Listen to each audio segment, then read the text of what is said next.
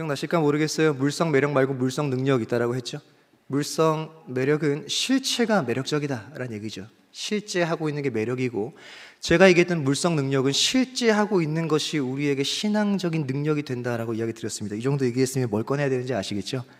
성경책 한번 꺼내볼까요? 성경하고 핸드폰 꺼내보시고, 무겁게 성경책 들고 다니는 실체하는 걸 내가 갖고 다닐수록 우리의 신앙은 무거워진다 그랬습니다. 그죠? 서비스 받는 거 아니고 서비스 드리는 거죠, 주께. 오늘도 말씀을 좀 찾아볼 건데, 갖고 계시는, 위에 구절이 없어요. 그러니까 갖고 계시는 성경 찾아서 함께 좀 보도록 하겠습니다. 새해 첫 주 설교는 늘 부담입니다. 제가 21살의 첫 전도사였어요. 그래서 16년째 목회를 하고 있습니다. 제 몇 살인지 바로 나왔죠. 근데 매해 첫 주는 그냥 힘듭니다. 부담이 막 머릿속에 복잡해요. 비전을 얘기할 수도 있고, 헌신을 강조할 수도 있고, 방향성을 제시할 수도 있습니다. 그래서 한 주 동안 고민이 많았어요. 이거 어떡하나, 큰일 났네. 하필이면 순번이 첫 주는 어떡하지 고민을 하다가 지난주 담임 목사님의 너무 귀한 메시지를 들으면서 좀 이야기에 대한 방향을 잡게 됐습니다. 지난주 담임 목사님이 해주셨던 이야기가 기억나실까 잘 모르겠어요. 나시리라 생각합니다. 신자의 힘이 무엇입니까? 무엇 붙들고 살아야 올 한 해가 살만하시겠습니까? 여러분 안에, 제 안에 있는 자격인가 자질인가 뭐 이런 게 있으면 우리가 살만할까요? 아가서라는 책이 있는데 술람미 여인과 솔로몬의 사랑입니다. 그러니까 솔로몬이 넘치는 사랑을 부어주는데 술람미 여인이 그 사랑을 의심하지 않지만 자기 안에 자격 없음을 자꾸 고백해요. 세 가지 단어로 말합니다. 난 검어요. 그 여인이 진짜 검은 걸 수도 있지만 검다라는 건 자격 없다는 말입니다. 난 사랑을 받을 자격이 없어요. 난 검어요. 그 여인이 이렇게 말합니다. 난 샤론의 수선화입니다. 샤론 광야에는 수선화가 제일 흔한 꽃입니다. 그러니까 샤론의 수선화가, 여러분 혹시나 누구랑 얘기할 때 샤론의 수선화를 아름답고 고귀한 걸로 착각하시면 안 됩니다. 샤론의 수선화다라고 축복하시면 안 돼요. 샤론의 수선화는 광야에서 제일 흔히 피는 꽃. 나는 샤론의 수선화입니다라는 건 뭐냐면 나는 흔한 존재입니다라는 의미입니다. 혹 지금까지 그렇게 너 샤론의 수선화 같다라는 이야기를 한 친구가 생각난다면 오늘 사과하시기 바라고. 또 얘기합니다. 난 골짜기에 핀 백합입니다. 얘기합니다. 난 골짜기 속에 피어있는 백합입니다. 그 고귀한 곳에, 아무도 찾지 않는 그곳에 한 송이 꽃이 얼마나 예쁠까? 아니요, 그런 의미가 아닙니다. 아무도 안 가는 곳에 핀 꽃입니다. 골짜기에 누가 백합 보러 갑니까? 그것도 혹시나 사용했다면 사과하시기 바랍니다. 그러니까 술람 여인이 이렇게 말하는 거죠. 나는 자격이 없습니다. 검어요. 나는 흔합니다. 나는 아무도 주목하지 않는 곳에 피어버린 꽃일 뿐입니다. 이게 우리입니다. 자격이 어디 있고 자질이 어디 있습니까? 우리 안에 어떤 자질이 있어야 내 미래가 보장됩니까? 힘은 이런 게 아니죠. 올 한 해 우리가 붙들고 살 수 있는 힘은 그런 게 아닙니다. 내 자격, 자질, 이걸로 기대어서 미래를 보장할 수 없습니다. 설령 그거 주어진다 하더라도 미래가 보장이 안 돼요. 힘은 우리 안에 없습니다. 2025년도 살만한 힘은 우리 안에 없어요. 밖으로부터 부어져야 됩니다. 그걸 저희 담임 목사님께서 뭐라고 말씀하셨냐? 약속이라고 말씀하셨습니다. 우리는 우리를 향한 약속에 대한 하나님의 신실하심으로 사는 겁니다. 2025년도 기대할 수 있는 이유는 저 2024년보다 나을 겁니다. 전 자격이 더 생길 거예요. 자질이 더 있을 겁니다. 저 덜 검어지고 약간 회색빛 빛이 날 겁니다. 난 샤론에 있는 수선화 정도는 아닙니다. 골짜기에 피어있는 백합이라 하더라도 누가 나 꺾어서 들판으로 가져다 줄 겁니다. 이런 게 우리의 기대가 아닙니다. 여전히 그래도 우리를 향한 약속에 대한 하나님의 신실하심이 힘입니다. 이 약속이 힘이죠. 상황 하나하나에 한없이 흔들리고 작고 나약한 감정에 기반한 의지, 감정에 기반한 결단, 이런 거 소망 안 됩니다. 오늘보다 더 나은 사람 될 거다라고 보장할 수 있겠습니까? 보장 못합니다. 2024년만 살아도 괜찮은 삶이 2025년에 펼쳐질지도 모릅니다. 2025년에 나은 사람이 될 수 있다라고 한다면 이미 되지 않았겠습니까, 우리가? 그게 올해만 가능합니까? 설사 그런 사람이 된다 한데 미래가 보장됩니까? 아닙니다. 결코 끊을 수 없는 사랑, 그 약속이 소망임을 기억하는 한 해가 되시길 바랍니다. 이게 소망이었죠. 근데 문제는 여기부터죠. 그 소망 붙들고 사는 일이 쉽지 않습니다. 목사님 알겠습니다. 100번 말하고 200번 말해도 알겠어요. 주의 약속이 소망이죠. 근데 그게 우리 인생에 희미해질 때가 옵니다. 백날 말해줘도 희미해질 때가 와요. 오늘 나눌 이야기의 주인공의 인생이 그래요. 제가 지난번에 나눴던 것처럼 오늘까지 다윗이라는 인생에 있었던 에피소드 하나를 더 볼까 합니다. 그때 제가 다윗 이야기한 거 기억나실까 모르겠어요. 다시 보내가지고 하나님이 자기 자신을 보내는 추격하시는 하나님을 좀 이야기했었고, 뒤에 가면 좀 보겠지만, 오늘은 다윗의 에피소드 중에 그가 평생 살며 나누었던 진한 사랑의 대상 요나단, 그 친구와의 이야기를 좀 다룰까 합니다. 독특한 우정이에요. 이 우정을 좀 조명하기 앞서서 우리 지금까지 했던 이야기를 좀 봐야 됩니다. 제가 몇 주 전에 했던 이야기 되새겨보는 게 중요해요. 거기서부터 뭐가 복선으로 쭉 이어지기 때문에 그렇습니다. 성경 볼 때 인물이나 역사, 내러티브 같은 걸 볼 때는 깔려있는 복선을 좀 가지고 와서 봐야 됩니다. 동떨어진 내용들을 띡띡띡 보기 시작하면 나올 수 있는 메시지가 거기서 거기에요. 그래서 흘러오는 이야기가 있으면 앞에서부터 좀 가지고 와야 됩니다. 이스라엘 끔찍했습니다. 그런 시대가 있었죠. 사사기였다고 말씀을 드렸어요. 하나님의 꿈이 완전히 무너졌다고 이야기를 드렸고, 근데 완전 한 세대 만에 400년 동안 극단의 암흑기였는데 단 한 세대 만에 완전 다른 시국을 맞이합니다. 우리 인생도 이렇게 달라질 수 있어요. 여기서 아멘 뭐 기대한 건 아닙니다. 예. 수십 년 싸워왔던 죄의 문제 하루아침에 달라질 수 있습니다. 여러분이 씨름했던 건강의 문제 하루아침에 달라질 수 있어요. 20년, 30년 지고 왔던 여러분의 관계의 문제, 인생의 모든 문제 일순간에 달라질 수 있습니다. 왜 아멘 할 수밖에 없냐면 하나님이시기 때문에 가능합니다. 성경의 역사가 그런 거예요. 여러분 성경 보실 때 성경을 그냥 이루어진 사실에 입각한 역사적 이야기로 보시면 안 됩니다. 성경에 굳이 하나님이 이 기록 왜 넣어놨을까요? 지금도 그럴 수 있다는 선언입니다. 사사시대 봐라. 그게 한순간에 끊어지더라. 아, 그랬었구나. 이 얘기하고 싶은 거 아닙니다. 하나님이 역사적 사실 우리한테 왜 입증하십니까? 아니죠. 그러니 너희의 인생도 수십 년간 끌고 왔던 문제가 일순간에 달라질 수 있다. 이스라엘 봐라. 400년의 시간도 한순간에 달라질 수 있거늘 우리 인생 왜 소망을 못 가지느냐 이야기하는 거죠. 하나님이 하십니다. 분명 그분이 하셨어요. 사사기에서 사무엘상 넘어올 때 완전 다른 시대를 하나님이 여셨어요. 근데 한 사람 보여준다 그랬습니다. 이 사람이 한 것처럼. 누구냐? 다윗이죠. 다윗 출신 별로라 그랬습니다. 왜냐? 아빠가 이젠 아들이죠. 아빠가 안 부르잖아요. 왕 기름 부으러 오는데 그 아들 안 불렀습니다. 아빠가 보기에 어떤 아들인 거예요? 쟤는 누가 봐도 왕이 안 될 사람. 다윗도 자기가 느끼기에 누가 봐도 나는 왕이 아닐 것 같은 사람. 근데 하나님 얘기하죠. 나 외모 안 본다. 이게 무슨 말입니까? 다윗 잘생겼습니다. 외모 안 본다는 그런 키는 좀 작았을 거라고 저는 생각한다 그랬죠. 그래야 좀 공평하니까. 하나님 외모를 안 본다. 진짜 외모입니까? 아니요. 자격, 자질 안 본다는 얘기입니다. 과거 안 본다는 얘기입니다. 아까 얘기한 술람 여인 같지 않으세요? 똑같죠. 성경에 등장하는 모든 인물들은 자격, 자질, 흔하디 흔한 자격 없음, 누구도 주목하지 않는 것에 핀 그냥 펴버린 꽃, 그런 존재로 사는데 소망이 있어요. 왜요? 하나님이 그런 걸 안 본다고 얘기하시는 겁니다. 그리고 찾았죠. 자격이나 자질이나 화려한 과거나 가지고 있는 스펙이나 능력이 아니라고 한다면 왜 하필이면 다윗인가? 다윗이 두 가지 갖고 있다고 말씀드렸습니다. 여호와의 영이 있죠. 하나님을 가졌어요.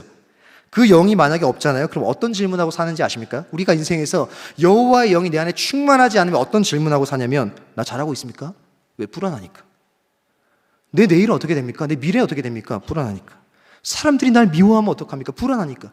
사울이 뭐합니까? 사람들이 날 떠날까 봐 내가 제사를 먼저 드렸습니다 라고 말하잖아요. 이게 뭡니까? 여호와의 영이 내 안에 없는 사람이 하고 다니는 질문들입니다. 우리 그렇지 않습니까? 난 잘하고 있습니까? 불안합니다. 나의 내일은 밝을 수 있습니까? 사람들이 날 떠날 것 같아서 두려운데 어떡합니까? 그런데 진짜 우리가 해야 될 중요한 질문은 이겁니다. 그런 질문 말고 여호와의 영이 없는 사람들이 자연스럽게 나올 수밖에 없는 죄된 본성이 미래를 책임지기 불안하니까 나올 수밖에 없는 질문인데, 여호와의 존재를 아는 우리가 해야 될 진짜 질문은 내 중심에 여호와의 영을 가졌는가 이겁니다. 그거면 되는 거죠. 다윗 다른 거 없습니다. 다윗 하나님한테 나 잘하고 있습니까? 안 물어요. 사울이 묻습니다. 내 내일은 밝습니까? 묻지 않습니다. 사울이 물어요. 사람들이 날 떠날까 봐 두렵습니다. 다윗은 안 묻습니다. 사울이 물어보죠.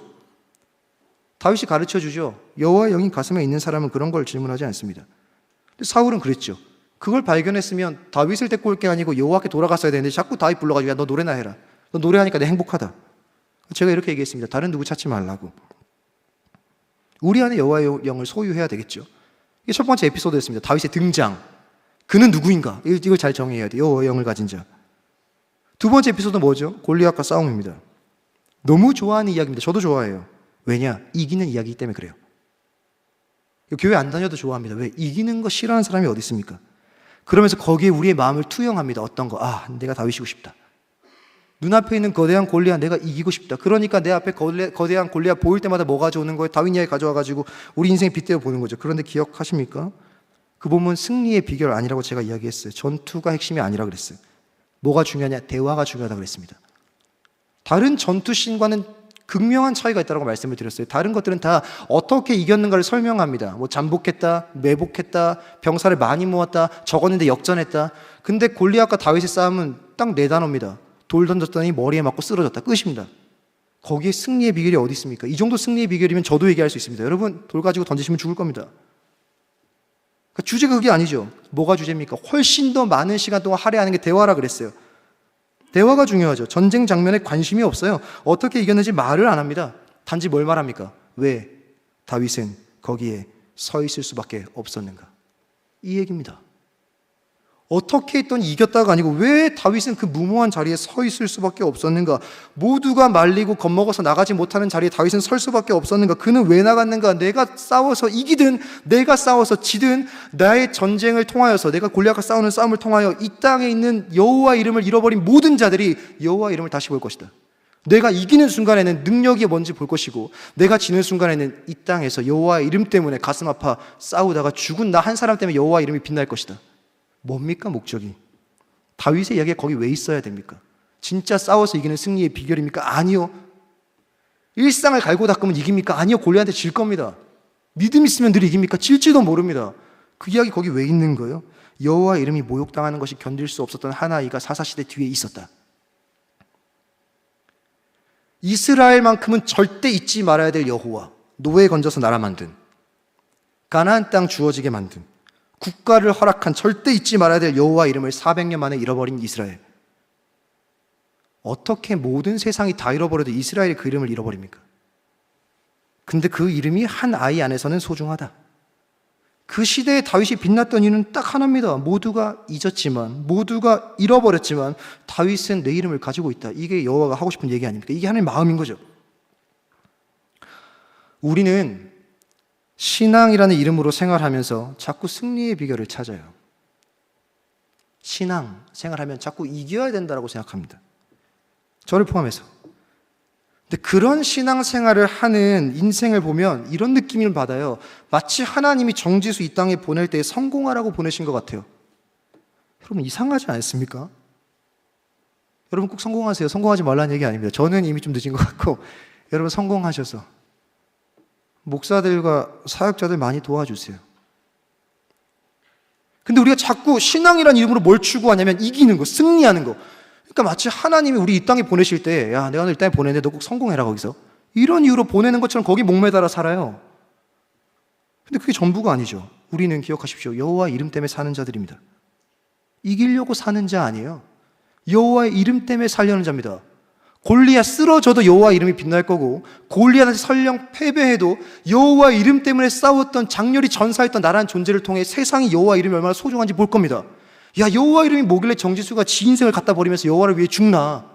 다윗이 죽었어도 여호와 이름은 빛났을 겁니다. 왜요? 모두가 침묵할 때 대체 여호와가 뭐길래, 여호와 이름이 뭐길래 더 10대 소년이 골리앗과 싸우면서 자기 목숨을 버리나? 우린 그 이름 때문에 살죠. 그러니 설령 골리앗에게 져도 여호와의 이름 때문에 살면 그건 패배가 아닙니다. 하나님이 다윗과 골리앗의 이야기를 통해 진짜 남기고 싶었던 건 승리의 비결이 아니고 자기의 이름입니다. 내 이름이 소중하다. 내 이름을 소중히 여기는 자가 여기에 존재한다. 너희도 내 이름을 소중하게 여기고 사느냐, 이 얘기하고 싶은 거죠. 여러분 축복합니다. 여러분의 인생을 통해 성공 꼭 하십시오. 승리 꼭 하세요. 그리고 무엇보다 여호와 이름이 이 땅 가운데 여러분을 통해 남길 바랍니다. 이게 우리 꿈이죠. 볼까요? 그런 에피소드 뒤에 오는 게 오늘 요나단과의 만남입니다. 그 후 다윗의 인생이 어떻게 됩니까? 기대가 있어요, 우리한테는. 사무엘이 다윗에게 기름을 부어요. 그 기름 붓는 게 무슨 뜻이냐? 너가 두 번째 왕이야 라는 뜻이잖아요. 기름을 붓습니다. 그리고 골리앗을 이겨요. 골리앗을 이기니까 어떤 일이 생기냐? 자기 이름으로 노래가 나와요. 이야, 뭐 끝내줍니다. 제가 그때 이때 당시에 전 국민이 알고 다른 나라도 아는 걸 보니까 이건 빌보드 수준이 아닌 거예요. 압도적인 노래입니다. 순위 경쟁할 게 없어요. 그 노래가 뭔지 아십니까? 저와 여러분 다 알고 있는 노래입니다. 음은 잘 모르지만 가사는 알아요. 사울은 천천히요, 다윗은 만만이다. 가사입니다. 사울은 천을 죽이겠고 다윗은 만을 죽인다. 이 땅의 진짜 승리자, 용자가 누구인가? 보세요. 자기 이름은 노래가 생겼어요. 이 노래 듣는 사울 기분은 어떨까요? 싫죠. 이 노래 듣는 다윗의 기분은 어떨까요? 좋은 정도가 아닙니다. 어떤 기대가 생길까요? 얼마 남지 않았다. 진짜 초읽기다. 나 진짜 왕 되나 보다. 우리 그런 거 경험해 본 적 없습니까? 뭔가 목적이 있는데 걸음마다 되는 거예요. 선교를 갑니다. 채워야 될 예산이 200인데 자꾸 누가 20씩 주는 거예요. 계속 성취가 되는 거예요. 이렇게 게이지가 올라가는 거예요. 어떤 느낌이 들어요? 되겠다. 다윗 그런 거죠. 나 왕이랬는데 그때까지 까마득해 보입니다. 왕 기대하고 골리앗과 싸운 게 아니에요. 그 여호와의 이름이 땅에 떨어지는 게 싫어서 싸웠을 뿐이에요.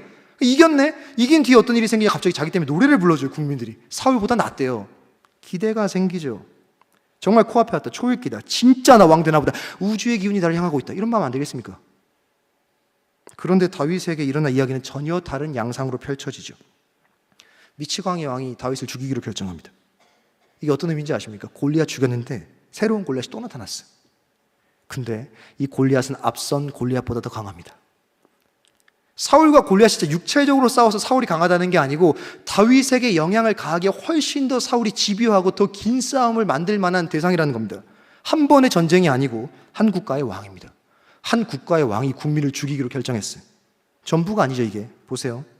사울이 다윗을 죽이려고 계획을 합니다. 근데 그 계획 때문에 어떤 일이 생기는지 아세요? 사울의 딸인 미갈하고 결혼을 하게 돼요. 계획이었는데, 죽일 계획이었는데 전쟁에 이기니까, 전쟁을 승리하니까 결혼을 시켰어요. 이거 인생 역전 아닙니까? 왕의 사위가 됐는데 아니요. 자기를 죽이고 싶어하는 사람이 장인입니다. 이게 무슨 말이냐면 다윗이 골리앗과 같이 사는 거예요. 최악 아닙니까? 골리앗과 마주 서서 싸우는 것도 최악인데 새롭게 등장한 골리앗하고 같이 살아야 돼 이제. 언제 죽을지 모릅니다. 창을 3번이나 던져요. 벽에다 꽂아버립니다. 창을. 자기 사위 죽이려고. 그리고 이 고난이 끝나는 게 10년 이상 걸려요. 이런 골리앗이 세상에 어디 있습니까? 우리 인생도 그렇죠. 골리앗 너무 골리앗입니다.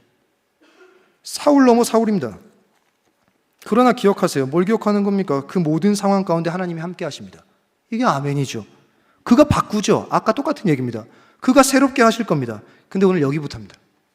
그가 골리앗 넘어 골리앗인 인생을 향해, 사울 넘어 사울의 인생을 향해, 여기선 다윗, 지금으로 우리를 향해서 분명히 함께 하시고 그가 바꾸실 거고 그가 역전하실 거고 그가 새롭게 하실 건데 어떻게 해요? 어떤 방식으로요? 누굴 통해서요? 왜요? 하나님의 이름을 가지고 살기로 결단한 인생에는 골리앗이 비일비재할 텐데 그럴 때마다 하나님은 함께 하신다라고 말하는데 구체적으로 어떤 방식으로 도움이 드러나는가라는 겁니다. 이런 질문에서 나오는 게 배경이에요. 이 질문을 가지고 봐야 됩니다. 이게 배경입니다. 여호와 이름을 가지고 사느라 골리앗 넘어 골리앗을 마주한 인생 가운데 하나님 분명히 함께 하시는데 어떤 방식으로 함께 하느냐? 갑자기 누가 등장해요? 요나단이 등장을 합니다. 이 다윗과 요나단 속에서 하나님이 우리에게 뭘 하느냐를 찾아봐야 되는 거죠. 그러려면 먼저 요나단이 어떤 사람이었는가를 알아야 됩니다. 요나단 처음 등장하는 곳이 어디냐? 사무엘상 13장입니다. 13장 보면 전쟁이 일어나요. 사울 왕이 왕이니까 전쟁에 나갑니다. 자기 첫째 아들인 요나단을 데리고 가가지고 싸워요. 13장 1절에 그가 이스라엘 다스린 지 2년째에 이스라엘 사람 3,000명 데리고 갑니다. 근데 블레셋하고 싸우는데 블레셋이 얼마나 많냐? 그 13장 5절입니다. 블레셋 사람들이 이스라엘과 싸우려고 모였는데 병거가 3만이요 마병이 6천이요 백성은 해변에 모래같이 많더라. 싸웁니다. 병거 3만 해변에 모래같이 많은 백성들을 데리고 온 블레셋과 이스라엘 병사 3,000명이 싸워요. 전략이 있었나 봐요. 두 패로 나눕니다. 사울은 2,000명 데리고 가고 요나단에게 1,000명을 맡겨요. 파이트를 합니다. 전쟁을 했어요. 져야 됩니다. 이거 블레셋이 압도적입니다. 져야 되는데 요나단 덕분에 전쟁이 다른 국면을 맞이합니다. 14장 보면 14장에서 요나단이 전쟁을 하는데 요나단이 몇 명을 죽이냐면 20명을 죽여요. 근데 보세요. 요나단 때문에 전쟁이 완전 달라졌다 그랬잖아요. 새로운 판국을 맞이한다고 제가 말씀을 드렸지 않습니까? 근데 20명 죽인 게 전쟁의 양상을 바꿀 만한 큰 승리입니까? 아니라고 생각할 수 있어요. 14장 14절입니다. 요나단이 그 무기를 든 자가 반나절 같이 땅 안에서 처음으로 쳐 죽인 자가 20명가량이라. 이게 어떻게 전쟁의 양상을 바꿉니까? 바다의 모래만큼 많은 블레셋 사람 중에 20명 죽였는데 그게 어떻게 전쟁의 양상을 바꿔요? 근데 어떻게 바꾸냐? 15절입니다. 20명 죽였는데 들에 있는 진영과 모든 백성들이 공포에 떨었고 부대와 노략군들도 떨었으며 땅도 진동하였으니 이는 큰 떨림이었더라. 완전 달라집니다. 블레셋이 떨어요. 이스라엘을 두려워하게 됩니다. 요나단 덕분에 사기가 올랐어요. 이 전쟁이 계속 이어집니다. 승기를 이제 이스라엘이 잡은 거죠. 그런데 이 전쟁 마지막 말미에 사울이 이상한 명령합니다. 사울은 지난번에 얘기했던 그때부터 지금까지 계속 정상이 아니에요. 14장 24절에 전쟁하는데 갑자기 마음에 어떤 마음인지 모르겠어요. 누구랑 동의했는지도 잘 모르겠어요. 근데 뭐라고 말하느냐? 내가 마음 가운데 한 가지 생각이 들었다. 이 전쟁 끝날 때까지 아무것도 먹지 마. 은혜로우십니까, 여러분? 제가 선교를 가고 수련회를 가는데 여러분들한테, 자, 우리가 영적 전쟁을 치러야 되고 수련회가 한 달 남짓 남았고 선교가 한 달 남짓 남았으니까 여러분 그때까지 아무것도 드시지 마세요. 누가 저를 사랑 많고 따뜻한 목사로 보겠습니까? 왕은 그랬으면 안 되죠. 왜요? 시국이 뭡니까? 전쟁 아닙니까? 전쟁 중에 금식입니다. 그러니까 판단력이 없는 거에 상실된 거죠. 이거 신앙 좋다고 보시면 안 됩니다. 그래서 아까 얘기한 대로 이런 이야기들은 앞에서부터 봐야 되는 거예요. 사울이 이미 망가졌는데 갑자기 신앙이 좋아진다? 아니요. 그렇지 않습니다. 전혀 동의되지 않고 주가 명령하지 않은 일들을 똑같이 학자들 뭐라고 해석하냐면 신앙이라는 걸 빙자해서 하나님을 끌어다 쓰기 위한 도구였다라고 얘기합니다. 사울이 늘 그래왔거든요. 제사를 자기를 위해 사용하고 금식을 자기 위해 사용하고 망가진 거죠. 그런데 그 명령을 어긴 게 누구냐? 요나단입니다. 명령을 못 들었어요. 왜? 아까 두 패로 나눠졌다 그랬잖아요. 요나단은 1000명 데리고 싸우고 있고 사울은 2000명 데리고 싸우고 있으니까 돌아왔는데 배가 고프니까 길 가다 뭐 하냐? 창 끝으로, 지팡이 끝으로 꿀 찍어서 먹었습니다. 아무것도 먹지 말라 그랬는데. 근데 사울이 진짜 제정신이 아닌 게 그 얘기를 듣고 뭐 하냐면 자기 아들 죽이려고 합니다. 14장 43절 44절 사울이 요나단에게 이르되 네가 행한 것을 내게 말하라. 요나단이 말하되 내가 다만 내 손에 가진 지팡이 끝으로 꿀을 조금 먹었습니다. 근데 내가 죽을 수밖에 없습니다. 44절 사울이 이르되 요나단아 내가 반드시 죽으리라. 이런 아빠입니다. 다윗만 죽이려는 게 아니고 사울이 요나단을 죽이겠대요. 근데 반전이 일어납니다. 요나단이 어떻게 사는지 아십니까? 45절에 백성들이 요나단을 살립니다. 백성이 요나단 편에 서요. 백성이 사울에게 말하되 이스라엘의 이 큰 구원을 이룬 요나단이 왜 죽습니까? 결단코 그렇지 않을 겁니다. 여호와의 살아계심을 두고 맹세하나니 그의 머리털 하나도 땅에 떨어지지 아니할 것은 그가 오늘 하나님과 동역하였습니다. 백성이 요나단을 구원하여 죽지 않게 하니라. 백성이 깨달은 거죠. 백성들만 봐도 아는 겁니다. 백성들이 요나단 편에 섰어요. 그가 오늘 하나님과 동역했습니다. 백성의 눈으로 보기에 하나님과 동역한 사람이 사울입니까? 요나단입니까? 요나단입니다. 이 전쟁 가운데 하나님과 함께한 사람이 누굽니까? 사울입니까? 요나단입니까? 요나단입니다. 큰 구원을 이룬 자가 사울입니까? 요나단입니까? 요나단입니다. 그가 왜 죽습니까? 여기서 발견하죠. 요나단이 어떤 사람인가? 말도 안 되는 병력 차이를 승리하게 만든 장군. 여호와가 함께하던 사람. 근데 이게 제일 중요합니다. 다윗이 전쟁의 영웅이 되기 전에 이스라엘의 전쟁의 영웅이었던 사람. 요나단입니다. 백성이 다윗을 사랑하기 전에 너무나 사랑했던 사람 요나단입니다.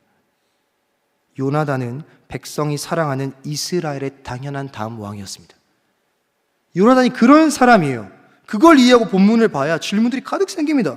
그 요나단이 부르는 거, 요나단 누구냐 이렇게 정의하시면 됩니다. 백성이 너무나 사랑했던 사람, 다윗보다 더 먼저 다윗이 전쟁 영웅 되기 전에 압도하는 어떤 뭘 가지고 모든 정리를 승리케 했던 사람.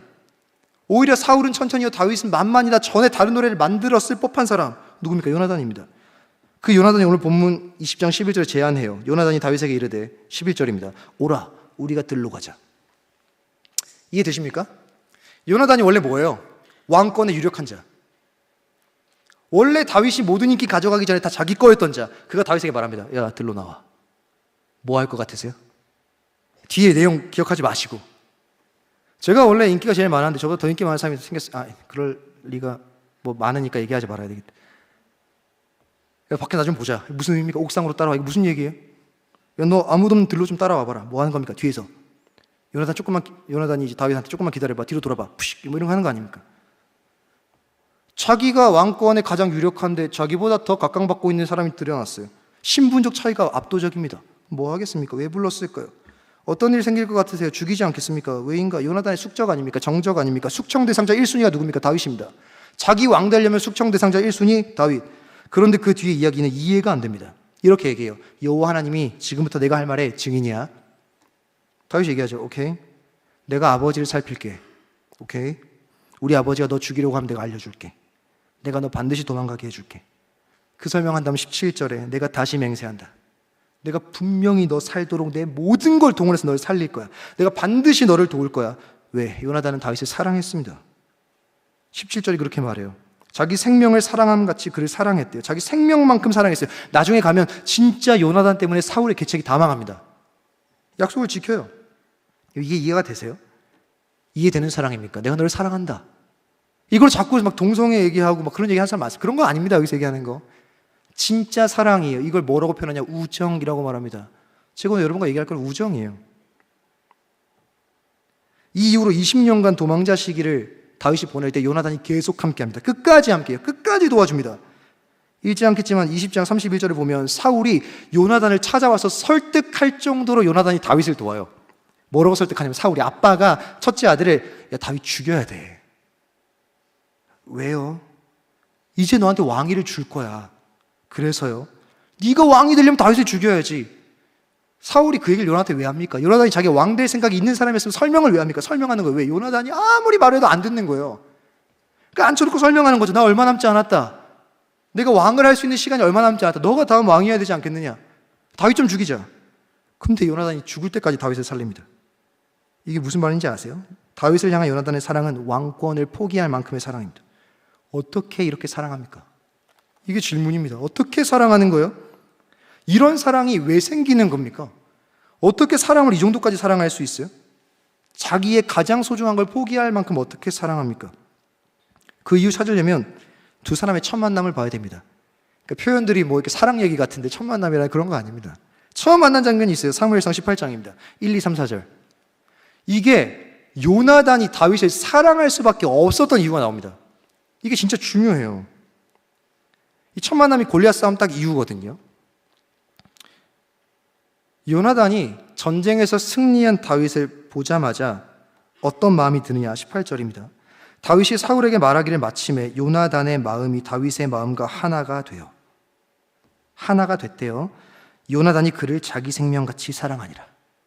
마음이 일단 하나가 됐어요. 하나가 되고 나니까 사랑하게 됐대요. 여기서 마음이 하나가 됐다라는 게 영어로 뭐라고 되는지 아십니까? 히브리어도 똑같아요. 니트입니다. 니트. 니트가 뭐예요? 엮여 있는 거죠. 마음이 엮였다라는 겁니다. 마음과 마음이 엮였다. 마음이 어떻게 엮이는 거예요? 이거 무슨 표현입니까? 여러분과 제 마음이 엮였습니다. 억양은 조금 약간 그럴 수 있는데 좋은 뜻이거든요. 여러분과 저의 마음이 엮였습니다라는 건 뭐냐면 당신과 나의 마음이 같습니다입니다. 하나의 옷감이 엮여가지고 같은 옷을 만드는 거 아닙니까? 엮인 게 뭐냐면 당신과 나의 마음이 같다라는 거. 이게 무슨 말입니까? 여러분과 저도 많이 쓰는 표현이에요. 여러분과 제 마음이 같아요. 이거 MBTI입니까? 취향이에요? 취미입니까? 아, 내가 너 마음과 같아. 너가 생각하는 거 나도 그거 생각해. 너와 나는 진짜 취향이 맞는 것 같아. 성향도 맞는 것 같아. 이런 얘기입니까? 아니요. 둘의 마음이 하나가 됐다. 너와 내 마음이 엮였다. 너와 내 마음이 같다. 우린 동심을 품었다. 라는 걸 확인하려면 요나단이 했던 말을 봐야 됩니다.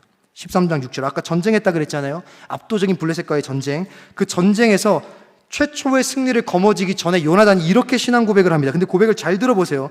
이거 들으면 뭐가 떠올라야 됩니다. 제가 읽어볼게요. 요나단이 자기의 무기를 든 소년에게 이르되 우리가 이 할례 받지 않은 자들에게 건너가자. 뒤입니다. 여호와께서 우리를 위하여 일하실까 하노라. 여호와의 구원은 사람이 많고 적음에 달리지 아니하였느니라. 이렇게 얘기하는 거예요. 싸워야 된다 우리는. 여호와가 우리를 위해 일하실지도 모른다. 내가 하나님 편에서 싸우는 거라면 그가 일해 주시면 난 이길 수 있다. 하지만 설령 날 위해 싸워주시지 않아서 진다 하더라도 난 싸울 수밖에 없다. 여호와의 구원은 사람의 많고 적음에 있는 것이 아니기 때문이다. 누가 한 고백입니까? 요나단이 했죠. 누가 이와 유사한 고백을 했습니까? 이길 수도 있고 질 수도 있다. 근데 이기는 건 사람의 수나 능력에 달려있지 않다. 우리가 하나님 편에 있으면 이길 수 있을지도 모른다. 설령 진다 하더라도 나는 여호와의 위에서 싸움을 포기할 수 없다. 누가 한 말입니까? 다윗입니다. 다윗이 다른 문장을 써요. 이렇게 얘기합니다. 들어보세요. 요나단 이렇게 말하죠. 사람의 전쟁은 사람의 많고 적음에 있지 않다. 다윗은 뭐라고 말합니까? 우리의 전쟁은 칼과 창에 속하지 않았다. 똑같은 말입니다. 하나님이 일하실까 하노라. 이거 무슨 말이냐면 원어로 보면 50대 50이라는 얘기입니다. 하나님이 일하실 수도 있고 안 하실 수도 있고. 이게 뭡니까? 그걸 어떻게 싸웁니까? 이것 때문에 싸우는 거예요. 여호와를 위한 싸움 아닙니까? 이기든 우린 자꾸 믿음을 착각합니다. 믿음을 주가 이기실 거라는 확신을 가지고 싸우고 그럼 무조건 이기게 하실 거다. 이거 믿음 아닙니다. 믿음은 뭐예요? 설령 지더라도 그분의 이름 때문에 싸우는 게 믿음이죠. 둘 다 믿음이면 이게 훨씬 더 깊은 믿음 아닙니까? 당신을 위해 싸웁니다. 무조건 이기게 해주셔야 돼요. 부적 아닙니까? 부적. 근데 나 당신이 설령 이기도록 못하신다 하더라도 싸울 수밖에 없습니다. 당신이 소중하니까요. 일하실까 한다. 일하실지도 모르겠다. 근데 일하지 않아도 난 싸울 수밖에 없다. 이거 누가 한 말입니까? 다윗이요. 뭐라고 말했냐? 전쟁은 여호와께 속했다.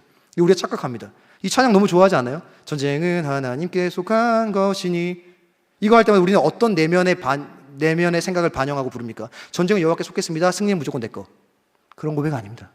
이거 원어로 뭐냐? 50대 50입니다. 전쟁은 여호와께 속했다가 뭐냐면 이기고 짐이 당신께 달렸습니다. 이기게 하시면 이기는 거고 지게 하시면 지겠습니다. 그래도 싸웁니다. 똑같은 마음입니다. 사람 수에 안 달렸다. 칼과 창에 속하지 않았다. 일하실 수도 있다. 모르겠으나 싸울 수밖에 없다. 전쟁은 여호와께 속했다. 그가 승리를 주실 수도 있고 안 주실 수도 있으나 싸울 수밖에 없다. 같은 마음이죠. 너무 어두웠던 시대. 왜요? 400년 동안 여호와 이름을 잃어버렸으니까. 그런데 그 시대에 다윗의 중심에 있던 것과 똑같은 것을 가진 사람이 한 명 더 등장했습니다. 그 이름이 누굽니까? 요나단이요. 요나단이 그걸 본 거죠. 자기가 왕자로서 평생을 돌아다니며 헤맸을 겁니다. 나와 같은 마음을 가진 자가 누구냐? 내 아버지 사울마저도 여호와 이름이 한없이 가볍고 내 신하나 내 병사나 나와 함께하는 내 모든 친구들마저도 여호와 이름이 한없이 가벼운데 진짜 이스라엘에 나처럼 여호와 이름 때문에 싸울 만한 자가 없느냐? 그런데 소리가 들리죠. 웬 어린 놈이 나가가지고 외치는 겁니다. 전쟁은 칼과 창에 달려있지 않다. 전쟁은 여호와께 속했다. 설령 저도 여호와 이름 때문에 싸운다. 그가 돌아왔어요. 이기고. 그러니까 뭐합니까? 너 마음에 나한테 있는 것이 있구나. 사울 안에도 없었는데 이스라엘 안에도 없었는데 내 중심에 있는 것과 같은 것을 가진 자를 드디어 만난 거죠. 무엇입니까? 둘 다 여호와 이름이 소중한 사람들입니다. 다윗에게 여호와 이름이 소중했고 이스라엘 안에 유일하게 여호와 이름이 소중했던 사람 요나단이 있었죠. 요나단이 왜 다윗을 보자마자 사랑합니까? 금사빠입니까? 보면 그냥 뿅 빠지는 사람입니까? 그러니까 성향이 그냥 그런 거예요. 완전 파워 이어가지고 아무나 사랑합니까? 아닙니다. 평생을 찾아 헤맸죠. 왜 없는가? 여호와 이름이 바닥에 떨어졌는데 나와 함께 여호와 이름을 사랑할 자가 왜 없는가? 그런 고백을 비일비재하게 하고 있는 요나단이니까요. 그러다 만난 거죠. 저기서 누가 외치는 소리를 들은 거죠. 그러니 마음이 갈 수밖에 없죠. 와, 찾았다. 드디어 찾았다. 그러니 뭐예요? 마음이 니트가 되는 거죠. 엮이는 거죠.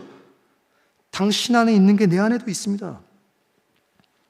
이 두 사람은 하나님이 제일 소중합니다. 그래서 오늘 본문에서 말도 안 되는 고백이 나와요. 오늘 본문 20장 보면 14절, 16, 15절 보면 다윗이 신세한탄합니다. 나 힘들다. 나 곧 죽겠다. 근데 요나단이 뭐라고 말하면 이렇게 말해요. 신세한탄을 듣고 요나단은 신세한탄할 상황이 아닙니다. 왜요? 1순위잖아요. 왕권 1순위. 보세요. 한 사람은 곧 죽을 사람, 한 사람은 왕좌. 누가 누구에게 자기 인생을 부탁해야 됩니까? 다윗이 요나단에게 자기 인생을 부탁해야죠. 나 곧 죽게 생겼다. 요나단아 나 좀 도와다오. 근데 요나단이 다윗에게 부탁합니다. 너는 요나단이 얘기하는 거예요. 다윗에게. 너는 내가 사는 날 동안에 날 좀 지켜다오. 원래 누가 했어야 되는 고백입니까? 다윗이요. 근데 요나단이 다윗한테 말해요. 곧 도망가서 곧 죽을 사람한테 야, 너 사는 날 동안 날 좀 지켜줘. 하나님이 훗날 다윗의 너 모든 대적을 다 죽여줄 텐데 너의 인자를 내 가문에 계속 보내줘. 부탁하는 자와 부탁받는 자가 바뀐 것 같지 않습니까? 다윗은 신세한탄 이렇게 해요. 뭐라고 말하냐? 나는 삶과 죽음이 한 걸음 차이다. 엄청난 고백입니다. 나 지금 살아있으나 죽음이 코앞이다. 이게 무슨 말이냐? 우울증입니다. 극심한. 내 인생은 삶과 죽음의 경계에 서 있다. 한 걸음 내디디면 죽음이다. 아무것도 못하겠다. 두려워 죽을 지경이다. 미쳐버리겠다. 그런데 다윗이 요나단에게 도움을 청하는 게 아니고 요나단이 다윗에게 도움을 청해요. 왠지 아십니까? 이 말도 안 돼. 갑자기 요나단 자기가 부탁을 받아야 될 입장인데 부탁을 하지 않습니까? 이 말도 안 되는 고백이 왜 나오느냐? 잘 들어보세요. 둘에겐 하나님이 제일 소중합니다. 하나님이 제일 소중하다는 건 뭐냐면 하나님에게 소중한 사람이 소중합니다. 하나님의 약속이 소중합니다. 하나님의 언약이 소중합니다. 하나님을 소중하게 여기는 거면 하나님의 모든 것들이 제일 소중한 거예요. 그러니 요나단은 지금 뭐 하느냐? 하나님의 시선으로 다윗을 보는 겁니다. 부탁은 뭐예요? 부탁은 다윗이 해야 돼요. 나 지금 죽게 생겼으니 좀 도와줘. 근데 요나단이 얘기하죠. 부탁 받아야 될 사람인데 그는 지금 다윗을 도망자로 보고 있지 않아요. 하나님이 소중하니까 하나님의 시선으로 다윗이 보입니다. 누구로 보이는 거예요? 네가 두 번째 왕이다. 요나단에게 다윗은 여전히 두 번째 왕으로 보입니다. 멘탈 승리, 자기한테 뭔가 프레임 씌워서 보는 거 아닙니다. 여호와가 소중하니까 여호와의 약속이 소중하고 여호와가 약속을 다해서 다윗을 두 번째 왕으로 세우겠다고 했던 그 여호와의 선언이 소중하니까 요나단은 자기가 왕 되고 싶었는지도 모르겠어요. 그런데 얘기하는 거죠. 네가 두 번째 왕이다. 요나단이 보았을 때 다윗은 누굽니까? 하나님이 결정하신 이스라엘의 왕입니다. 같은 마음을 가진 게 뭐예요? 성향입니까? 아닙니다. 여호와 이름을 사랑하는 거죠. 그리고 여호와께 사랑받고 있다는 것을 발견한 하나님의 시선으로 서로를 보는 게 같은 마음입니다. 나 여호와의 이름이 있다. 나 여호와가 소중하다. 그러니 여호와가 소중하게 여기는 너가 소중하고, 여호와가 너에게 한 약속이 소중하고, 여호와가 너를 통해서 하고자 하는 너의 꿈이 소중하고, 네가 이스라엘의 미래다. 난 내가 미래인 줄 알았는데, 내가 왕자인데 왕자에 가장 가까이 있는 사람이 난데, 아니 나는 하나님의 시선으로 너를 본다. 왜? 너 안에 여호와 이름이 있고 내 안에 여호와의 이름이 있으니까. 사실 요나단은 다윗을 죽이려고 노력할 필요도 없습니다. 요나단이 왕되기 제일 쉬운 방법은 뭐냐면 가만히 있는 거예요. 왜? 아빠가 죽여줄 겁니다. 약속대로 알려주지 말고, 내가 알려주겠다 약속은 했지만 가만히 두면, 방해만 안 해도 요나단은 다음 왕입니다. 근데 왜 도와요? 요나단 안에 여호와의 이름이 그 중심에 있거든요.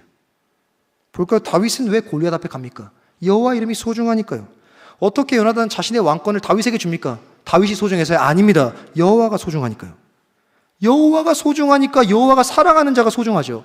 여호와가 소중하니까 여호와의 약속이 소중하죠. 여호와의 약속이 뭐였습니까? 이스라엘의 두 번째 왕은 다윗이다. 그러니 뭐 하는 거예요? 요나단은 미친 듯이 최선을 다해 여호와의 약속을 지켜냅니다.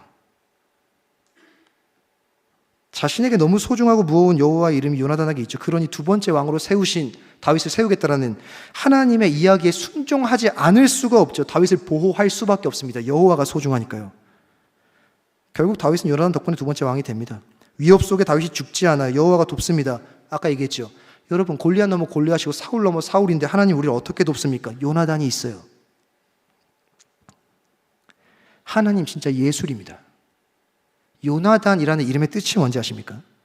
제가 제 아들의 이름을 정휘가 아니고 정요나단 지었어야 되는데,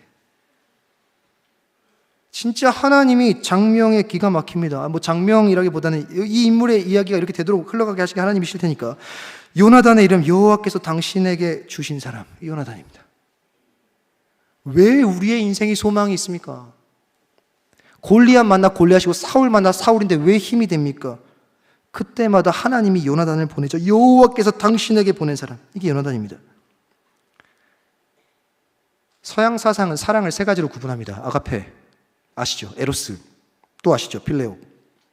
이 중에 제일 위대한 사랑이 뭔지 아십니까? 아가페겠죠, 하나님의 사랑이라고 생각하면. 근데 인간의 편에서 봤을 때는 아닙니다. 아가페는 부모의 사랑이에요. 들어보세요. 아가페는 부모가 자식을 사랑하는 사랑입니다. 이거 본능적입니다. 전 제 자식을 그냥 본능적으로 사랑해요. 요즘 자꾸 아니야 이걸 배워가지고 큰일 났습니다. 밥 먹어야지, 아니야. 옷 입어야지, 아니야. 아빠 교회 가야 돼, 아니야. 흥분하면 아니야가 나옵니다. 아니야. 근데 저 아들을 사랑합니다. 왜? 본능입니다. 아가페는 본능이에요. 에로스가 뭔지 아시죠? 연인과의 사랑입니다. 본능입니다. 저는 확신합니다. 이 안에, 이 공간 안에 여러분이 1년 동안 같이 있잖아요. 사랑이 싹 틀 겁니다. 그냥 창조 질서입니다. 본능이에요. 아가페도 본능이고 에로스도 본능입니다. 두 가지는 모든 사람이 거의 다 경험할 수밖에 없는 사랑의 형태입니다. 왜? 본능이니까요. 그런데 필레오, 사람과 사람, 친구 사이의 우정은 본능이 아닙니다. 이건 성숙한 신자가 가지는 거예요. 아가페의 끝자락에 간 사람이, 에로스의 끝자락에 간 사람이 그 안에서 서로를 용납하고 받아들이는 필레오의 사랑에 도달하는 겁니다. 그래서 이 사랑은 노력하고 만들어야 되는 사랑이에요. 그게 우정입니다. 테스트 해볼까요? 우정 테스트. 전 우정이 있는가? 저 테스트 가지고 왔어요. 점검해 보는 거죠. 나는 이 성숙한 사랑을 가졌는가? 우정을 가졌는가? 본능에 이끌리는 사랑 말고 의지를 가지고 나의 것을 포기하며 선택할 수 있는 사랑을 나는 가졌는가? 한 학자가 이런 말을 해서 진짜 멋진 얘기입니다. 사람들이 말하는 우정은 동맹에 지나지 않는다. 동맹이래요. 동맹이 뭔지 아십니까? 너와 나의 유익이 있으니까 만나는 거예요. 우정이 동맹이래요. 우리 친구 왜 만납니까? 즐거우니까 만나는 겁니다. 도움되니까 만나는 거예요. 제가 군대 동기들을 만나요. 왜 만납니까? 만나면 군대 얘기하는 게 재밌으니까 만나는 겁니다. 그런 거 아닙니까? 얻고자 하는 게 있어서 만나는 거예요. 그렇게 얘기를 합니다. 다 그런 건 아니겠죠. 이 시대의 우정은 동맹에 지나치지 않는다. 내면적 동기를 숨긴 채 우정이라고 말하는 관계가 많기 때문이다. 이익을 위해 우정을 사용한다. 그러나 보세요. 요나단에게 있어서 다윗이 도움이 됩니까? 동맹입니까? 서로 주고받는 게 있습니까? 아니에요. 요나단에게 있어서 다윗은 그냥 늘 손해입니다. 오히려 다윗 때문에 포기해야 돼요. 뭘요? 왕권을요. 거래적 관계 속에 이익을 위해 동맹하고 있는 우정은 적어도 성경이 말하는 우정은 아닙니다. 그러니까 얘기해봐야죠. 나는 이 필레오라고 말하는 우정이라고 말하는 사랑을 가졌는가? 나는 계산 없이 주고받는 관계가 있는가? 물어보셔야 됩니다. 두 번째입니다. 두 번째 질문, 여기까지만 하면 돼요. 나는 중심을 나누는 자가 있는가? 우정, 이 심오한 단계에 들어간 사랑은 진심을 나눕니다. 사람들은 다윗을 싹 다 스펙으로 봅니다. 그 노래도 스펙 때문에 나온 거예요. 잘생겼잖아요. 제가 거의 교회 오빠라 그랬잖아요. 음악 잘하잖아요. 뭐 하프 키면 귀신 떠나가잖아요. 싸움도 잘해요. 나가서 한 번 던졌더니 돌에 맞아서 골리앗이 죽어요. 다 뭘 좋아하는 겁니까? 다윗의 내면을 좋아하는 게 아니고 외면을 좋아합니다. 보세요. 근데 다윗의 내면은 지금 어떻습니까? 외면은 모두가 찬양하는데 내면이 어때요? 삶과 죽음과 한 걸음 사이에 있대요. 다윗의 속이 그래요. 겉으로는 야, 네 정도만 살면 좋겠다. 네가 가진 것만큼만 가지면 좋겠다. 속은 문드러지는데 난 삶과 죽음의 한 걸음 사이에 있는데 우리 성경 보고 다 알아요. 뭐를? 다윗의 본심을. 근데 이스라엘에서 다윗의 본심은 아무도 모릅니다. 다 겉만 보고 와, 다윗 좋겠다. 다윗의 본심을 누가 압니까? 요나단이 알아요. 우리는 성경 보고 다 아는 이 본심을 요나단은 들었습니다. 자기의 중심을 봐주는 사람 앞에서만 우린 진짜 모습을 보여줄 수 있어요. 다윗은 알아요. 요나단이 나와 어떤 관계를 맺고 있는지 이미 압니다. 왜? 18장에 이미 관계를 맺었으니까요. 그는 나를 사랑하는구나. 의지를 해가지고 나를 사랑하기로 결정했구나. 그러니 뭘 얘기합니까? 자기 안에 있는 진심을 말합니다. 나 죽고 싶어. 나 삶과 죽음의 경계에 있어. 여러분 모든 것 다 벗고 진정한 고통, 슬픔, 아픔 나눠본 적 있습니까? 나 진짜 힘들어. 나 아무것도 없어. 나 아무것도 못해. 이런 이야기 할 수가 없습니다. 우리는. 왜? 그럼 떠날 것 같잖아요. 왜? 우정은 동맹이니까. 우정은 동맹이니까 내가 가치 없다 얘기하면 이 친구 떠날 것 같습니까? 그럼 그 적어도 여기서 말하는 요나단과 다윗의 사랑은 아닙니다. 떠날까봐 두려운 건 성경이 말하는 우정은 아니에요. 이 시대는 우정 만들기가 더 어렵습니다. 이런 우정 만들기가. 피로사회라는 책을 쓴 한병철 작가님이 쓴 다른 책이 있어요. 혹시 아세요? 에로스의 종말이라고? 그러니까 에로스가 아까 제가 뭐라고 했지? 연인과의 사랑. 사랑은 끝났다라는 것입니다. 왜냐? 자본주의 안에서 우린 자연스럽게 모든 것을 사고 파는 것으로 전락시켰기 때문입니다. 뭐마저 사고 파는 거예요? 사랑마저 사고 팝니다.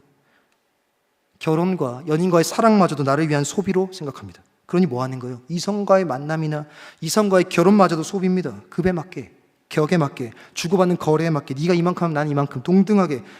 그래서 얘기하죠. 사람들은 에로스를 모른다. 철학자도 말합니다. 사람들은 사랑을 잃었다. 근데 보세요. 왜 요즘 우정 맺기가 더 힘든지 들어보세요.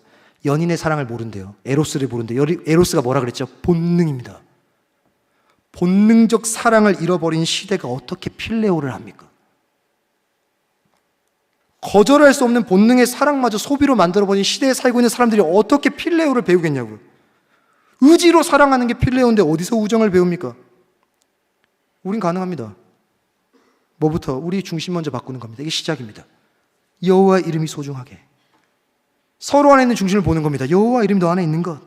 여호와 이름 때문에 사는 삶을 다시 시작하는 겁니다. 그리고 같은 중심을 가진 사람을 찾는 것부터 시작하는 겁니다. 이게 이 시대의 우정이라고 말하는 필레오를 배울 수 있는 겁니다. 요나단이 그렇죠. 자기 안에도 여호와의 이름이 있어요. 그리고 다윗의 중심을 보니까 그 안에도 여호와의 이름이 있어요. 조건 필요 없어요. 자격 필요 없어요. 동등한 격 이런 거 없어요. 급도 없어요. 너 안에 여호와의 이름, 여호와의 택함, 여호와의 약속. 내 안에 여호와의 이름, 여호와의 택함, 여호와의 약속. 너와 나는 엮였다. 너와 나 안에 동일한 게 있구나. 여러분 우리 이 우정 어디서 만들고 만날 수 있을까요? 어디서든 만날 수 있습니다. 어디서든 경험할 수 있어요. 밖에서, 회사에서, 직장에서, 학교에서 다 경험할 수 있어요. 근데 반대로 말해볼게요. 이게 중요합니다. 어디서든 경험, 언젠가는 할 수밖에 없는 이 우정이라고 말하는 사랑을 무조건적으로 경험해야만 하는 곳은 어디입니까? 어디서든 경험할 수 있어요. 근데 여기서만큼 무조건 경험해야 됩니다. 반드시 이 우정을 만날 수밖에 없는 곳은 어디입니까? 교회 아닙니까? 가슴 아픈 이야기가 있어요. 우리가 잃어버린 것은 여호와 이름만이 아닙니다. 우리가 잃어버린 건 교회라는 이름을 잃어버렸어요. 교회가 뭔지 아십니까? 교회는 공동체입니다. 하나님이 백성을 창조할 때부터 둘로 지었어요. 백성들의 모임은 그냥 공동체입니다. 시작부터 둘이에요. 신약시대 교회의 본질이 뭔지 압니까? 공동체입니다. 여러분 세례 주고받죠? 교회 제일 중요한 게 세례랑 성만찬이잖아요. 혹시 여기 지금 앉아 계신 분 중에 세례 자기 손으로 물 찍어서 자기 머리 주신 분 계십니까? 다시 받으셔야 됩니다.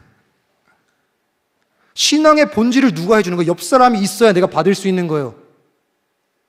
누가 내 머리에 물 찍어서 손을 대줘야 난 구원 받는 겁니다. 구원을 약속할 수 있는 거예요. 성만찬이요. 자기가 집에 가서 카스테라 사와가지고 주님 제가 성만찬 합니다. 자 먹겠습니다. 성만찬 하신 분 계십니까? 다시 하셔야 됩니다. 떡을 떼서 받아야 되는 겁니다. 사람이 많으니까 우리 담임 목사님이 쪼개는 행위를 하시고 나눠드리는 거지, 원래는 담임 목사님이 진짜 시간만 있고 힘만 있으시면 다 돌아다니면서 주실 거예요. 떡을 떼서 주는 겁니다. 교회는 공동체입니다. 교회는 교회를 이뤘죠. 저는요, 교회가 직면한 위기가 교회가 끝은 아니라고 생각합니다. 소망이 있어요. 왜요? 예수 제자들이 갈릴리 호수 건너다가 풍랑 만나니까 배 침몰할 것 같아서 예수님 막 깨우잖아요. 질문해보세요. 예수가 주무시는 배가 침몰하겠습니까? 안 하죠. 예수가 같이 자고 있는데 저 여러분하고 예수님하고 같이 가는데 그 배가 바다에 가라앉겠습니까? 예수가 같이 자고 있는데 안 가라앉죠. 예수가 머리이신 교회가 망하겠습니까? 안 망합니다, 절대. 그러나 망가지고 있는 이유는 있습니다. 이게 끝이 아니라는 게 그거예요. 망하진 않을 거예요. 근데 망가지는 이유가 있습니다. 기독교 신앙이 시작부터 공동체인데 개인의 영성으로 전락했습니다. 다른 종교 같아요. 고행, 수행, 의무, 책임, 그런 것들로 시간 보내고 뭔가 했다는 것에 대한 뿌듯함이 사로잡고 종교 소비자들만 가득합니다. 그게 교회 현실일지 모르겠어요. 망가지고 있는 이유입니다. 교회가 신자가 백성이 그리스도인이 잃어버린 건 여호와 이름만이 아니죠. 여호와 이름만큼이나 가벼워지고 초라해진 게 있습니다. 교회입니다. 교회가 얼마나 초라해진 이름이 되냐면 이사만 가도 아나요? 교회가 선택입니다. 기호에 맞게 선택할 뿐입니다. 쏟아냈던 사랑도 없어요. 공동체가 선택입니다. 불편하면 안 나옵니다. 여호와 이름을 찾아보려고 애를 쓰기는 그냥 불편하면 안 나와요.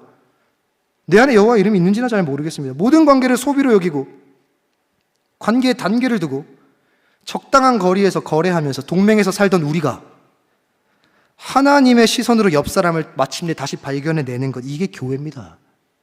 그래야 되는 거예요. 여호와 이름을 가지고 사는 신자의 삶은 이래야 되는 거예요. 야, 보니까 너 안에 여호와 이름이 있구나. 여호와가 널 사랑하는구나. 그래서 내가 너를 여호와의 시선으로 대한다. 하나님이 너의 인생을 통해 그분의 나라를 세워가실 거다라는 확신 속에 상대를 대하는 거, 이게 교회여야죠. 교회 밖에서도 경험할 수 있을 겁니다. 우리를 존재로 대하는 사람들을. 그런데 교회 안에서는 이걸 누구나 경험할 수 있도록 도와줘야 됩니다. 그래야 교회가 세상과 다른 거 아닙니까? 이게 교회 아닙니까? 여러분, 골리앗 넘어 사울 만날 때 하나님 도와줄 거예요. 그게 누구냐? 요나단입니다. 보세요. 여러분 인생에 골리앗 넘어서 하나님께 도와주시죠. 아까 얘기했죠. 제가 처음에 이렇게 기도했잖아요. 구원받은 사람에게 모여있는 것은 우연이 아니라고. 여러분, 하나님의 이야기 속에 있습니다. 그럼 여기에 요나단이 왜 없겠습니까? 하나님이 주어주신 길을 걷는 길 위에 요나단이 왜 없을까요? 그 사람 여기 있습니다. 구원받은 신자들 모여 사는 거 우연이 아니죠. 우리 우연히 여기 있는 거 아닙니다. 하나님 불러서 여기 있는 거예요. 하나님 불러서 여기 앉아있으면 요나단이 옆에 앉아있을 수밖에 없습니다. 하나님 길 위에 어찌 요나단이 없겠습니까? 옆에 봐보세요. 째려보지 마세요. 혹 울고 있으면 운다고 울어? 빤히 보지 마세요. 너야? 라고 묻지 마세요. 너 요나단이야? 묻지 마세요. 중심을 발견하기 위해 애쓰세요. 그리고 반드시 찾아보세요. 나와 동일한 중심을 가진 자를. 제가 말씀을 정리하면서 우리 교회 와서 도전받은 게 하나 있어요. 오늘도 내용이 좀 길어가지고 죄송합니다. 제 동기 목사님 중에 이재선 목사님이라는 분이 계십니다. 교구에 이재선 목사님이 계세요. 동의를 구했어요. 제가 실명 걸어도 되냐고. 전화도 했어요, 조금 전에. 신혼부부 담당을 하고 있습니다. 뭘 하나 한대요. 신혼부부들 대상으로 뭘 하냐 했더니 애를 봐준대요. 여러분, 그렇구나가 아닙니다. 기적입니다. 엄청난 희생이에요. 신혼부부가 제일 바라는 게 뭔지 아십니까? 애를 어린이집에 보내기 전까지 단둘이 커피 한 잔 못 마시고, 애를 어린이집에 보내기 전까지 영화 한 번 못 보는 게 신혼부부입니다. 여러분들의 미래입니다. 축복합니다. 그런 일 생기면 저한테 오지 마시고 이재선 목사님한테 가세요. 애를 봐준대요. 그 얘기 듣는 순간 제가 느꼈어요. 교회구나. 이재선 목사님이 그 신혼부부들한테 요나단 아닙니까? 제 아들이 하나 있어요. 아까 요나단으로 이름 지을 걸 했던 그 아들입니다. 휘예요. 휘. 우이예요. 근데 자꾸 자기를 희라 그래요. 발음이 안 돼가지고. 희 이렇게. 그래, 너 희다 이렇게 하거든요, 제가. 휘가 아팠어요. 한 달 동안 병원에 2번 입원했습니다. 부모가 가장 비참할 때가 뭐였냐면 자녀가 아픈데 해줄 게 없을 때였어요. 마음이 진짜 다윗 같았습니다. 그런데 교회를 왔어요. 만나는 사람마다 나한테 물어봅니다. 제일 먼저 물어본 분, 제 귀중한 동역자 우리 김상원 목사님, 휘 괜찮아요? 몇 번을 물어보셨습니다. 휘 괜찮아졌어요? 나아졌어요? 하루에도 몇 번씩. 그리고 청년하고 이야기하고 있는데 그 청년이 저한테 얘기했어요. 휘 괜찮아요? 둘이 막 얘기하고 있어. 휘가 이렇고 저렇고 괜찮아. 근데 저기 멀리서 누가 걸어오는데 저희 둘이 하고 있는 대화를 못 들었나 봐요. 저기서 휘 괜찮아요? 또 물어보는 거예요. 그리고 제가 피곤해. 여기 와서 같이 들어라. 이렇게 하니까 갑자기 그 친구는 지나가고 저랑 얘기하고 있던 친구가 저한테 이렇게 얘기했어요. 목사님, 오늘 휘 괜찮냐는 이야기 수십 번도 더 들으실걸요? 물론 수십 번 못 들었습니다. 여러분 저한테 휘 괜찮냐고 오늘 말씀하셔야 수십 번 채우는 거예요. 눈물이 났습니다. 고마워서. 누가 남의 자식의 건강을 물어봐 줍니까? 김상훈 목사님이 저에게 휘 괜찮냐고 물어봤던 사람들이 저한테 요나단이죠. 절망 중인데 괜찮냐는 한마디가 저한테는 다윗에게 했던 요나단의 말입니다. 여호와가 너의 인생을 붙들고 있어. 내가 그렇게 널 지키도록 만들 거야. 여러분 우리 한해 공동체가 이런 교회 되길 소망합니다. 여호와 이름 잊지 마십시오. 여호와 이름을 무겁게 여기고 사십시오. 그리고 서로를 여호와 이름을 가진 자로 좀 여기십시오. 그래서 교회라는 단어가 뭔지 잊어버리지 마세요. 수련회 꼭 가세요. 왠지 아십니까? 거기가 자기 안에 여호와 이름이 있는지 확인하는 자리고 여호와 이름을 가지고 있는 동역자를 제일 뚜렷하게 발견하는 시간입니다. 자격, 자질, 조건 다 떼고 민낯 그대로의 얼굴 속에서 야, 너 안에도 나와 같은 동심 여호와 이름을 가졌구나. 미루지 마세요. 우정을 찾는 일을 미루지 말라는 게 아니고 우정을 만드는 일을 미루지 마세요. 또 가가지고 오늘 야, 너 요나단이야? 아니야? 우정 찾고 다니지 마세요. 나부터 요나단 만들면 됩니다. 찾고 있지 마세요. 데워주세요. 새해가 시작됐습니다. 기대되십니까? 저는 확신합니다. 저주 아니에요. 여러분 새해 한 해 동안 넘치는 골리앗 만나실 겁니다. 아멘 하지 마세요. 골리앗 넘으면 사울 만날 겁니다. 아멘 하지 마세요.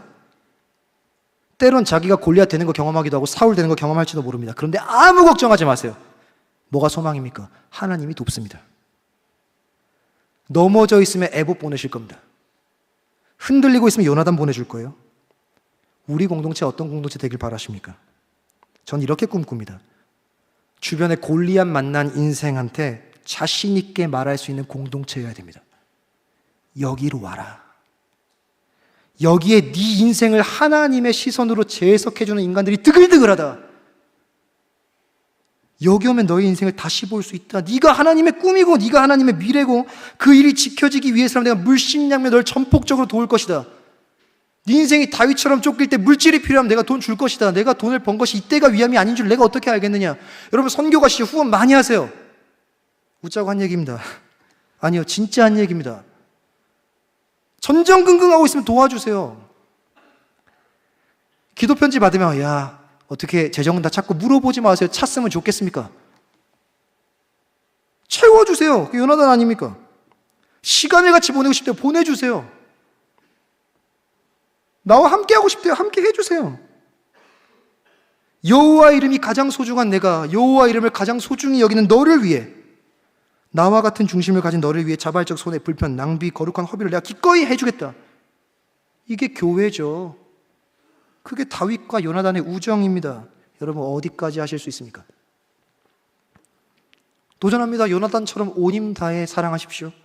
그게 교회입니다. 그래서 여러분이 요나단이라면 여러분을 만난 다윗이 여러분 만난 뒤에 다시 걸어갈 힘을 받도록 도와주세요.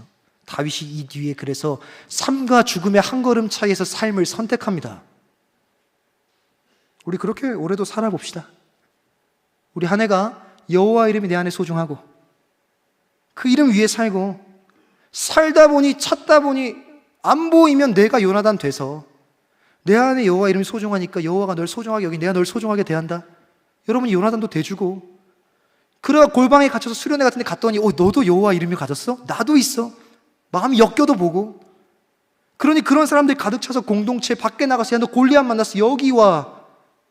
여기 오면 너를 여호와의 사랑받는 존재로 여겨주는 수많은 사람들이 존재해 라고 자랑할 수 있는 공동체가 우리 공동체 되기를 소원합니다. 올 한 해가 그런 꿈을 꾸고 그런 공동체를 세우기 위해 힘써 애쓰시는 저와 여러분 되기를 간절히 소망합니다. 우리 조금 오늘 옆에 계시는 분 손 한번 잡아볼까요? 악수도 하시고 동성, 이성 봅니다. 동성 찬양합시다. 언제 해보겠어요 이런 거? 연초에 마음 몽글몽글할 때 하는 거죠. 목사가 시킬 때 잡아봐야 되는 겁니다. 이런 설교 할 때나 나도 이런 거 하는 거지. 우리 공동체 이런 거 꿈꿉시다. 그렇게 살다 보면 우리 함께 어둠 밤 다 물리쳐내고 영광의 시대 맛보지 않겠습니까? 다시 영광의 시대 도래하도록 만들지 않겠습니까? 아멘이십니까? 아멘이죠. 그래야 되는 거죠. 그 마음 가지고 우리 찬양하고 주업에 나아갑시다. 우리 함께 어둠 밤, 우리 함께 어둠 밤 다 물리쳐내고 우리 주님 오실 아침을 같이 맞이합시다. 길이 참고 견딘 성 주가 기억하시리. 그가 보이실 영광 중에 우리 나타나 함께 찬양할까요? 주께 영광, 주께 영광, 주께 영광,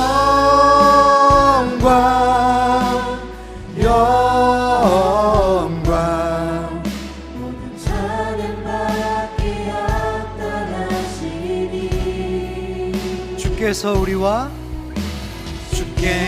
우리와 영원히 함께 하시리. 우리 함께 걸으며 결국 만나게 될 그 영광스러운 소망을 가지고 함께 찬양합시다. 어둠 밤 지나고 동튼다. 어둠 밤 지나고 동튼다. 환한 빛 보아라. 함께 걸어가는 그 걸음 끝에 결국 마주하고 만나게 될 줄 믿습니다. 곧 오겠네. 우리 간절한 마음 담아 한 번 더. 어둠 밤 지나고 동튼다.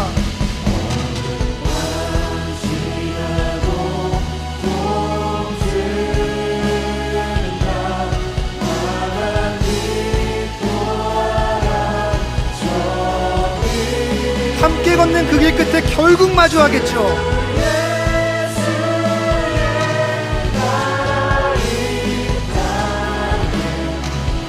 우리 마지막으로 찬양합시다. 주께 영광, 주님께 영광. 주께 영광, 영광. 찬양받기 합당하시. 주께서 우리와 영원히 함께 하시리. 주의 부르심 따라 우리 함께 주를 노래합시다.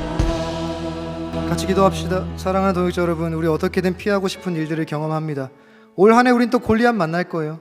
골리앗 넘으면 미치광이 사울을 만날지도 모릅니다. 가장 슬픈 건 뭐예요? 어느새 눈 떠보면 골리앗 사울이 되어가고 있을지도 모릅니다. 어떤 순간이든 잊지 마세요. 하나님은 그런 우리를 내버려 두지 않으실 겁니다. 넘어진 자리에 여호와가 자신을 우리에게 또 보내실 거예요. 에봇을 보내실 겁니다. 흔들리는 자리에 요나단을 보내줄 거예요. 우리 이 소망 가지고 올 1년을 기대하며 기도합시다. 주님, 올 한해 여호와 이름이 가장 소중한 되게 하여 주시옵소서. 그 이름이 내게 가장 소중한 이름 되게 하여 주시옵소서. 사랑하는 주님, 나를 쫓아와 주시옵소서. 에봇을 만나는 한 해가 되게 하여 주시옵소서. 서로 안에 여호와 이름을 발견하며 하나님의 시선으로 바라보는 요나단이 되게 하여 주시옵소서. 무엇보다 우리 공동체가 우리를 통해 신자의 우정이 넘쳐나게 하여 주시옵소서. 이 기도 제목들 위해서 함께 기도하시겠습니다. 하나님, 이 시간 함께 기도하며 나아갑니다. 주님, 우리가 올 한 해도 어쩌면 골리앗을 마주할지도 모르겠습니다.